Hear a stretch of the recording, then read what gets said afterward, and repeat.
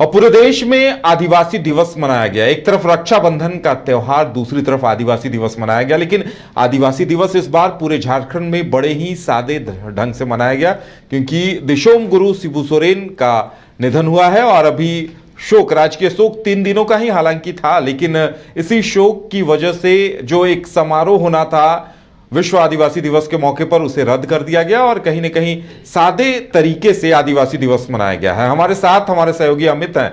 अमित, आज देखिए बहुत ज्यादा हो हल्ला या नाच गाना नहीं दिखा, लेकिन आदिवासी दिवस पर लोग अपने आदिवासी परिधान में निकले और एक दूसरे को शुभकामनाएं दी, लेकिन कहीं न कहीं उसमें गुरुजी के जाने का गम जरूर झलक रहा था।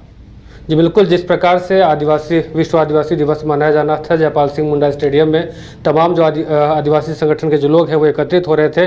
लेकिन गुरुजी के निधन के बाद अब इस कार्यक्रम में चेंजेस देखने को मिला और ये जो रैली निकलनी थी, जो खास करके जो नाच गानों के साथ जो पारंपरिक आदिवासी जो गाना होता है, उन तमाम जो निकलना था रैली, वो कहीं ना कहीं उसको देखा गया कि जो म्यूज़िक चाहे जो भी था उसे अब इस रैली में जो है नहीं रखा गया।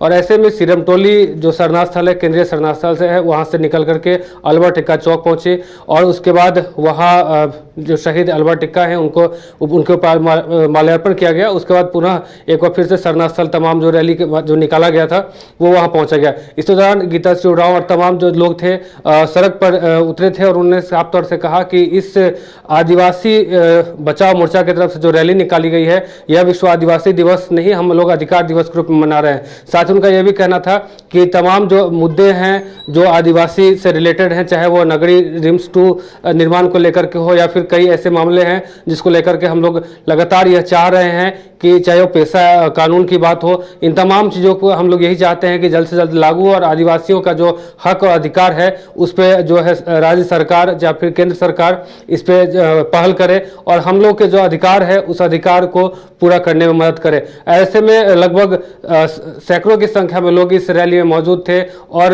कहीं ना कहीं जो एक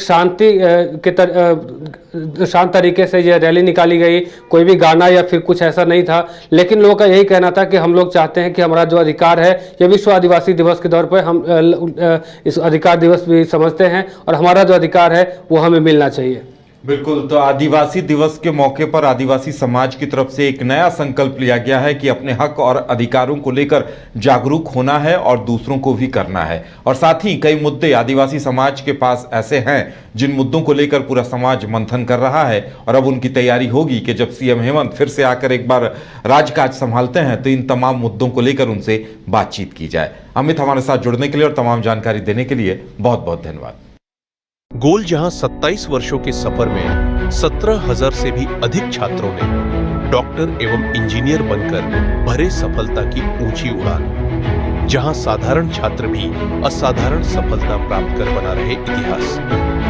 दूरदर्शी शिक्षाविद श्री विपिन सिंह के मार्गदर्शन में मेडिकल एवं इंजीनियरिंग के लाखों छात्रों के लिए आशा की किरण के रूप में गोल्ड रिजल्ट फैक्ट्री। शहर की भीड़ से बोर हो गए हो तो चलिए आज नए वाइब में आपको लेके चलते हैं, जिसका नाम है वैदिक विलेज। एम्स पटना से 10 मिनट की दूरी पर नौबतपुर में स्थित ये सोसाइटी सिर्फ आपके लिए है। यहाँ पे मेन रोड 30 फीट की है, रिंग रोड 24 फीट की है और ब्रांच रोड 20 फीट की है। यहाँ मिलेगा आपको स्विमिंग पूल, जॉगिंग ट्रैक, मंदिर और 24/7 सिक्योरिटी कैमरा जैसी बेसिक एमिनिटीज। शांति और सुकून से भरा प्लॉट चाहिए तो सोचना बंद करो, अभी कॉल करो नीचे दिए हुए नंबर पे। H2O City, higher quality of living, a project by Anshul Homes. Luxury 2 and 3 BHK flats with garden attached balcony. Amenities are valet parking, swimming pool, clubhouse, kids play area, badminton and basketball courts. Anshul Homes, H2O City.